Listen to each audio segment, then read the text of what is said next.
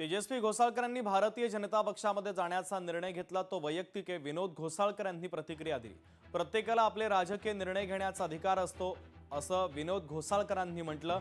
तेजस्वी घोसाळकरांच्या निर्णयाचा कार्यकर्त्यांवर परिणाम होणार नाही असं विनोद घोसाळकर यांनी म्हटलेलं आहे। ठाकरे सेना दहिसरमध्ये अधिक ताकदीने उभी राहील असा विश्वास विनोद घोसाळकर यांनी बोलून दाखवलेला आहे। आपल्यासोबत बोलण्यासाठी विनोद घोसाळकर सर आहेत, आपण त्यांच्याशी बोलूया।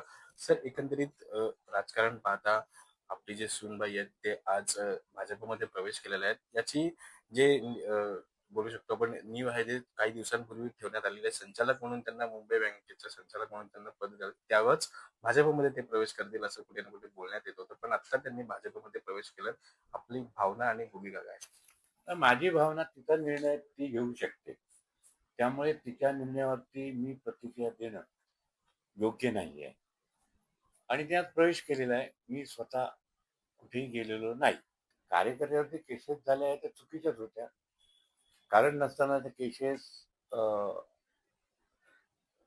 भाजपच्याच आमदार वहिनी आमच्यावरती केल्या, त्याच्यावरती आम्ही वाद न घालता आम्ही अँटिसिपेटला गेलो। आजच मला वाटतं काहीतरी अँटिसिपेटची बेल होती कोर्टामध्ये, दिल्ली सेशन कोर्टामध्ये आज काहीतरी निकाल लागेल। त्यामुळे आहेत, अनेक कारणं असतात, परंतु मला वाटतं की मी ह्या सगळ्या गोष्टीवरती प्रतिक्रिया स्थानिक राजकारणावरती, तिच्या निर्णयावरती किंवा इतर कोणत्या गोष्टी मी देऊ इच्छित नाही। कुठलाही प्रतिक्रिया विनोद घोसाळकरजी यांच्याकडनं देण्यात येत नाहीये। कुठे ना कुठे आपण भावनिक झालेलं ते आपल्याला पाहायला मिळत आहे। व्हिडिओ जर्नलिस्ट मी संतोष देवकर, लोकशाही, मुंबई। लोकशाही मराठी ऐका, पहा, जागरूक रहा।